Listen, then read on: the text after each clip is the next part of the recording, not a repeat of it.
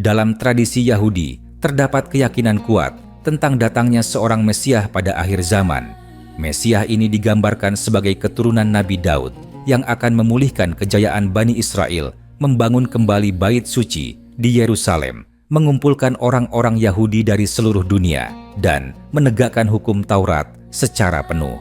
Dalam keyakinan Yahudi, arus utama Mesias tersebut adalah manusia biasa, bukan makhluk ilahi, bukan pula Tuhan yang menjelma. Ia lahir dari hubungan manusia normal, makan minum, dan wafat sebagaimana manusia lain. Karena itu, orang Yahudi menolak keras klaim bahwa Nabi Isa adalah Mesias, sebab menurut mereka, Isa tidak memenuhi kriteria politik dan nasional yang mereka harapkan. Bait Suci tidak dibangun kembali Romawi tetap berkuasa, dan bangsa Yahudi justru tercerai-berai. Maka, sampai hari ini, mereka tetap menunggu sosok Mesias yang dijanjikan menurut versi mereka. Dalam Islam, konsep ini dibahas secara kritis. Para ulama menjelaskan bahwa penantian Yahudi terhadap Mesias duniawi yang menguasai politik global justru beririsan dengan fitnah terbesar akhir zaman, yaitu munculnya Al-Masih Ad-Dajjal. Dalam hadits-hadits syahih, Rasulullah menjelaskan bahwa Dajjal akan muncul sebagai manusia yang mengaku sebagai penyelamat, membawa klaim keadilan dan kesejahteraan, bahkan menampilkan keajaiban yang menipu. Banyak ulama seperti Ibnu Katsir Al-Qurtubi dan An-Nawawi menjelaskan bahwa kaum Yahudi adalah pengikut terbesar Dajjal karena kesesuaian klaimnya dengan harapan mesianistik mereka. Mereka menanti figur politik religius yang mengangkat supremasi mereka di bumi, dan Dajjal datang dengan janji tersebut. Karena itu, dalam perspektif Islam Mesias yang ditunggu Yahudi bukanlah kebenaran ilahi, melainkan fitnah besar yang menyesatkan. Sementara itu, dalam ajaran Kristen terdapat keyakinan tentang kedatangan Yesus kembali ke bumi pada akhir zaman. Yesus dalam teologi Kristen diyakini sebagai Tuhan Anak yang turun ke dunia menebus dosa manusia melalui penyaliban, lalu bangkit dan naik ke langit. Kedatangan keduanya diyakini untuk menghakimi manusia, mengalahkan kejahatan, dan mendirikan kerajaan Tuhan. Keyakinan ini dibangun dari Injil dan surat-surat Paulus yang banyak menafsirkan ulang ajaran para nabi Bani Israel. Namun, para ilmuwan Muslim mengajukan bantahan keras terhadap konsep ini, baik dari sisi teks maupun rasionalitas. Dalam Al-Quran, Nabi Isa diposisikan sebagai nabi dan rasul yang mulia, bukan Tuhan, bukan anak Tuhan, dan bukan bagian dari ketuhanan. Ia lahir dari Maryam dengan mukjizat atas izin Allah, menyeru kepada tauhid dan membenarkan Taurat. Al-Quran dengan tegas menyatakan bahwa Isa tidak disalib, melainkan diselamatkan dan diangkat oleh Allah. Karena itu, konsep penebusan dosa melalui darah Isa ditolak total, sebab bertentangan dengan keadilan ilahi. Dalam Islam, setiap jiwa bertanggung jawab atas amalnya sendiri, dan dosa tidak diwariskan, apalagi ditebus oleh kematian orang lain. Para ulama seperti Al-Ghazali, Ibnu Taimiyah, dan Ibnu Hazm menjelaskan bahwa doktrin ketuhanan Yesus tidak dikenal oleh para nabi sebelumnya dan merupakan hasil perkembangan teologi gereja pasca Isa. Bahkan, konsep kedatangan kedua Yesus sebagai Tuhan yang menghakimi dianggap kontradiktif, karena dalam Al-Quran Isa sendiri kelak turun kembali bukan sebagai Tuhan, melainkan sebagai hamba Allah yang adil. Ia akan mematahkan salib, membunuh babi, dan menegakkan hukum Islam. Ia tidak membawa syariat baru dan tidak mengajak manusia menyembah dirinya, melainkan mengajak kembali kepada tauhid murni. Disinilah bantahan keras Islam terhadap Yahudi dan Kristen bertemu pada satu titik. Islam menolak Mesias versi Yahudi karena berorientasi duniawi etnosentris dan membuka jalan bagi Dajjal. Islam juga menolak Mesias versi Kristen karena mengangkat manusia menjadi Tuhan dan merusak kemurnian tauhid. Islam menawarkan konsep yang lurus bahwa akhir zaman adalah masa ujian besar, munculnya Dajjal, turunnya Isa sebagai nabi, dan hancurnya kebatilan dengan izin Allah. Isa bukan Dajjal dan bukan Tuhan, melainkan saksi atas kesesatan manusia yang menuhankannya. Dengan demikian, Islam berdiri sebagai penengah yang meluruskan distorsi dua tradisi besar sebelumnya. Penantian tanpa ilmu melahirkan kesesatan dan pengkultusan manusia. Karena itu, Al-Quran mengingatkan agar ahlul kitab tidak melampaui batas dalam agama mereka. Akhir zaman bukan tentang menunggu figur penyelamat sesuai hawa nafsu, melainkan tentang kesiapan iman ilmu dan ketaatan kepada Allah semata. Tauhid inilah yang menjadi benteng dari fitnah Dajjal dan kesalahan fatal dalam memahami sosok Nabi Isa dan hakikat keselamatan manusia. Lebih jauh lagi, para cendekiawan Muslim menyoroti bahwa akar kesalahan besar dalam keyakinan akhir zaman Yahudi dan Kristen terletak pada perubahan orientasi wahyu menjadi kepentingan manusia. Pada Yahudi, fokus eskatologi bergeser dari ketaatan kepada Allah menuju ambisi kekuasaan dan dominasi sejarah. Gambaran juru selamat yang mereka nantikan syarat dengan agenda politik dan identitas eksklusif, sehingga kebenaran diukur dari keuntungan kelompok. Inilah sebabnya banyak nabi yang diutus justru ditolak, bahkan dibunuh, karena tidak sejalan dengan kehendak elit agama mereka.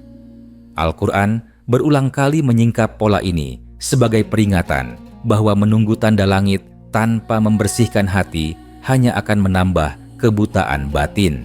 Dalam kasus Kristen, kesalahan yang lebih dalam terjadi ketika rasa cinta dan pengagungan terhadap Isa berubah menjadi pengultusan. Para ulama menjelaskan bahwa cinta tanpa batas jika tidak dibingkai wahyu akan melahirkan penyimpangan.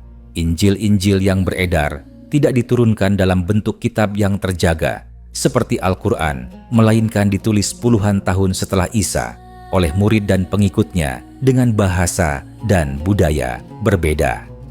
Disinilah konsep ketuhanan Isa dan penebusan dosa berkembang pesat, terutama melalui pemikiran Paulus yang menyesuaikan ajaran Isa dengan filsafat Yunani dan kebutuhan Romawi. Para ilmuwan Muslim menilai bahwa ini bukan kelanjutan risalah para nabi, melainkan transformasi agama menjadi teologi spekulatif. Islam menegaskan bahwa keselamatan tidak bergantung pada figur yang disalib atau kerajaan yang dijanjikan, melainkan pada iman yang lurus dan amal yang benar. Akhir zaman dalam Islam bukan panggung glorifikasi satu bangsa atau satu sosok ilahi palsu, tetapi momentum tersingkapnya kebenaran dan kebatilan secara nyata. Fitnah akan datang dalam bentuk yang sangat meyakinkan, membawa slogan kemanusiaan, perdamaian, dan kemajuan, namun mengandung racun kesyirikan dan pengingkaran terhadap Allah. Karena itu, Rasulullah memberikan peringatan detail tentang Dajjal, agar umat tidak tertipu oleh kemasan luar yang tampak religius. Para ulama juga menekankan bahwa turunnya Isa di akhir zaman justru menjadi bantahan hidup terhadap dua klaim besar. Ia membantah Yahudi dengan menunjukkan bahwa mereka telah salah menolak Rasul Allah dan membantah Kristen dengan menolak disembah. Isa akan hidup sebagai manusia biasa, menegakkan keadilan dan wafat sebagaimana makhluk lain. Tidak ada penebusan dosa universal, tidak ada trinitas, tidak ada penyelamatan instan tanpa pertanggungjawaban. Semua manusia kembali pada prinsip dasar bahwa setiap amal akan dihisab dengan adil. Dari sudut pandang ilmiah Islam, konsep ini lebih konsisten secara akal dan wahyu. Tuhan tidak membutuhkan pengorbanan darah untuk mengampuni dosa, dan keadilan tidak mungkin ditegakkan dengan mengorbankan orang tak bersalah. Demikian pula, janji ilahi tidak mungkin dikunci pada satu etnis atau proyek kekuasaan dunia. Islam memutus semua jalan menuju pengkultusan makhluk, sekaligus menutup celah manipulasi agama oleh ambisi politik. Pada akhirnya, para ilmuwan Muslim menegaskan bahwa penantian akhir zaman yang benar bukanlah menunggu tokoh spektakuler, melainkan memperbaiki keyakinan dan akhlak. sejarah membuktikan bahwa umat yang sibuk menanti juru selamat seringkali lalai dari tanggung jawab moralnya sendiri. Islam mengajarkan kewaspadaan ilmu dan keseimbangan antara harapan dan takut. Siapapun yang datang membawa klaim keselamatan global harus diuji dengan tauhid dan wahyu terakhir. Tanpa itu, manusia hanya akan mengulang kesalahan lama dengan wajah baru, dan akhir zaman pun berubah menjadi panggung kesesatan yang paling berbahaya. Para pemikir Islam juga menekankan bahwa salah satu sebab utama kesesatan dalam memahami akhir zaman adalah kegagalan membedakan antara tanda ilahi dan ambisi psikologis manusia. Ketika sebuah komunitas hidup dalam tekanan sejarah panjang penindasan kekalahan atau keterasingan, maka imajinasi tentang penyelamat sering berubah menjadi pelarian emosional. Harapan ini lalu dipelihara turun-temurun hingga menjadi dogma yang kebal kritik. Dalam kondisi seperti itu, siapapun yang datang membawa janji pemulihan kejayaan akan mudah diterima meski bertentangan dengan prinsip ketuhanan. Inilah yang dijelaskan para ulama sebagai kondisi jiwa yang siap tertipu oleh fitnah terbesar. Dalam tradisi Islam, pengetahuan tentang akhir zaman tidak dimaksudkan untuk memuaskan rasa ingin tahu, apalagi membangun sensasi. Ia justru berfungsi sebagai alat ukur keimanan. Setiap berita gaib yang datang diuji dengan Al-Quran dan Sunnah, bukan dengan perasaan kolektif atau trauma sejarah. Karena itu, Islam tidak membiarkan ruang kosong untuk spekulasi liar. Sosok Dajjal dijelaskan cirinya, sifatnya, dan dampaknya secara rinci, agar manusia tidak tertipu oleh tampilan luar. Sebaliknya, sosok Isa digambarkan secara sederhana, tanpa mitos ketuhanan, tanpa aura ilahi yang berlebihan. Perbedaan ini menunjukkan metode Islam yang membumi dan realistis. Para ulama tafsir menjelaskan bahwa kesalahan terbesar Yahudi dan Kristen bukan sekadar pada siapa yang mereka tunggu, melainkan pada cara mereka memposisikan Tuhan dalam skema akhir zaman. Pada Yahudi, Tuhan seolah tunduk pada janji politik kepada satu kaum tertentu. Pada Kristen, Tuhan seolah harus turun menjadi manusia dan merasakan penderitaan agar bisa mengampuni. Kedua gambaran ini menurut ulama Islam merendahkan keagungan Allah. Tuhan dalam Islam maha berkehendak, maha adil, dan maha pengampun tanpa perlu dikondisikan oleh sejarah atau tragedi. Islam juga menolak gagasan bahwa kejahatan global hanya bisa diselesaikan oleh satu figur super. Al-Quran justru menekankan peran kolektif manusia dalam menegakkan kebenaran. Setiap generasi diuji dengan fitnahnya masing-masing dan dituntut berjuang sesuai kapasitasnya. Turunnya Isa bukan untuk menggantikan tanggung jawab manusia, melainkan untuk menutup bab penyimpangan besar dalam sejarah akidah. Ia hadir sebagai koreksi terakhir, bukan sebagai pusat ibadah baru. Dalam konteks ini, para ilmuwan Muslim mengkritik keras narasi populer yang sering beredar di media modern tentang penyelamat dunia. Film, buku, dan wacana global banyak mempromosikan figur tunggal yang menyatukan dunia di bawah satu sistem nilai universal. Ulama mengingatkan bahwa narasi ini sangat berbahaya jika dilepaskan dari tauhid karena dapat menjadi jembatan psikologis menuju penerimaan Dajjal. Ketika manusia terbiasa menyerahkan nasibnya kepada sosok karismatik, maka pintu penipuan terbuka lebar. Oleh sebab itu Islam membangun ketahanan iman bukan dengan mitologi, tetapi dengan kesadaran akal. Umat diajarkan mengenali kebenaran melalui prinsip, bukan figur. Siapapun yang mengaku membawa keselamatan tetapi menabrak tauhid keadilan dan wahyu, maka ia pasti batil meski didukung teknologi keajaiban atau kekuatan global. Ini adalah garis tegas yang tidak ditawar oleh para ulama sepanjang sejarah. Akhirnya, bantahan Islam terhadap keyakinan akhir zaman Yahudi dan Kristen bukanlah sekadar perdebatan teologis, melainkan penyelamatan akidah manusia. Islam memotong mata rantai pengultusan, menolak politisasi wahyu, dan mengembalikan fokus manusia kepada Allah semata. Akhir zaman bukan panggung drama kosmik tentang siapa yang paling berkuasa, tetapi penutup perjalanan panjang manusia menuju hisab. Siapa yang memahami ini tidak akan sibuk menebak sosok yang datang, melainkan mempersiapkan diri agar tidak terseret dalam gelombang fitnah yang paling menentukan dalam sejarah manusia. Para sarjana Islam juga melihat bahwa polemik tentang figur akhir zaman sering mengaburkan persoalan yang lebih mendasar, yaitu krisis kebenaran. Banyak manusia lebih tertarik pada siapa yang akan datang daripada apa yang harus mereka pegang hari ini. Fokus berlebihan pada identitas penyelamat membuat nilai-nilai pokok seperti kejujuran, amanah, dan keadilan justru terpinggirkan. Padahal dalam pandangan Islam, kehancuran umat-umat terdahulu bukan karena salah mengenali tokoh masa depan, melainkan karena mengkhianati perintah yang sudah jelas di hadapan mereka. Dalam kajian akidah Islam akhir zaman, dipahami sebagai fase penyingkapan, bukan pembentukan ajaran baru. Semua prinsip keselamatan telah disampaikan sejak awal melalui para nabi. Karena itu, tidak ada legitimasi bagi siapapun untuk datang membawa doktrin baru dengan dalih kondisi darurat global. Klaim pembaruan agama demi menyelamatkan dunia justru dianggap indikasi penyimpangan. Para ulama menegaskan bahwa wahyu terakhir telah sempurna dan tidak membutuhkan koreksi dari figur apapun yang muncul kemudian. Dari sudut sejarah pemikiran Islam, tampak jelas bahwa para ulama sangat berhati-hati terhadap bahasa simbolik yang berlebihan. Mereka menolak kecenderungan menafsirkan setiap krisis sebagai tanda pasti kedatangan juru selamat. Sikap ini bertujuan melindungi umat dari manipulasi emosi kolektif.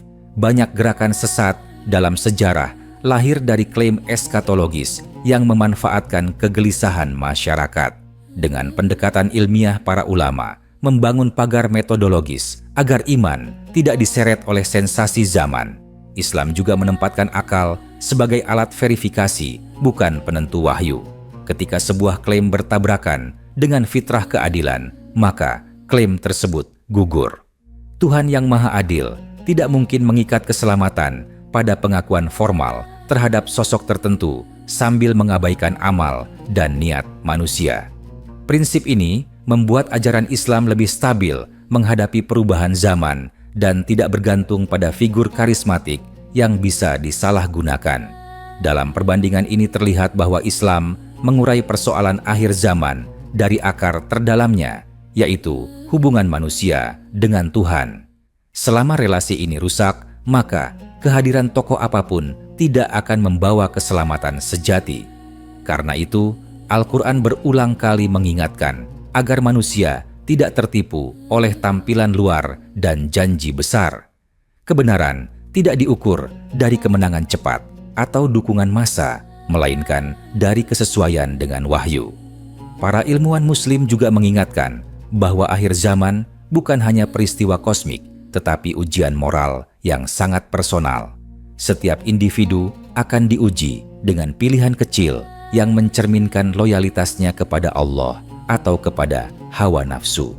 Fitnah terbesar seringkali tidak datang dengan wajah menakutkan, melainkan dengan bahasa kebaikan yang dipelintir. Inilah mengapa Islam menanamkan kewaspadaan intelektual, bukan ketergantungan emosional. Dengan kerangka ini, bantahan Islam terhadap narasi akhir zaman Yahudi dan Kristen menjadi semakin jelas. Islam tidak sekadar menolak figur yang mereka nantikan, tetapi membongkar cara berpikir yang melahirkan penantian keliru. Ketika agama dijadikan alat pelarian atau legitimasi kekuasaan, maka ia kehilangan ruhnya. Islam mengembalikan agama pada fungsi aslinya sebagai petunjuk hidup, bukan alat spekulasi masa depan.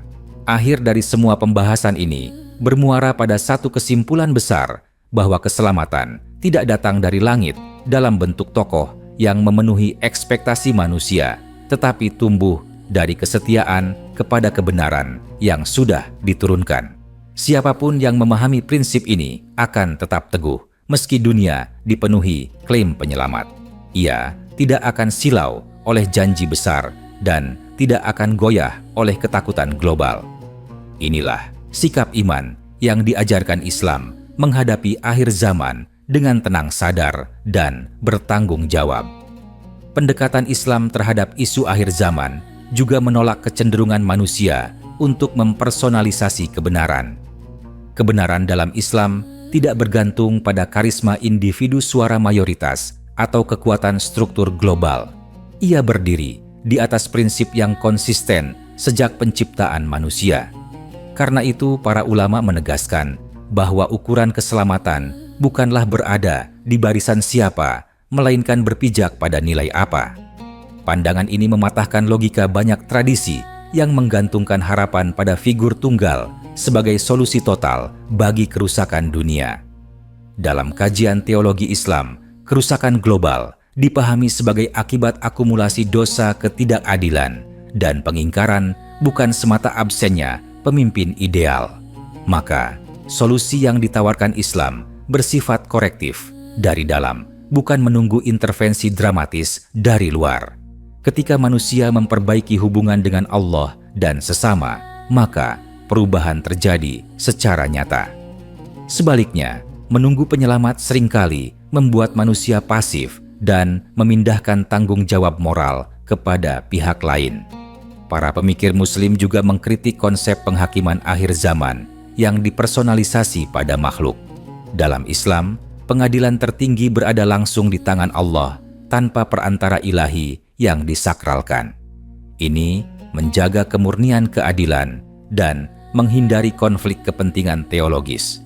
Tuhan tidak diwakili oleh siapapun dalam menentukan nasib akhir manusia. Setiap amal dicatat, setiap niat dihitung, dan tidak ada ruang bagi nepotisme spiritual.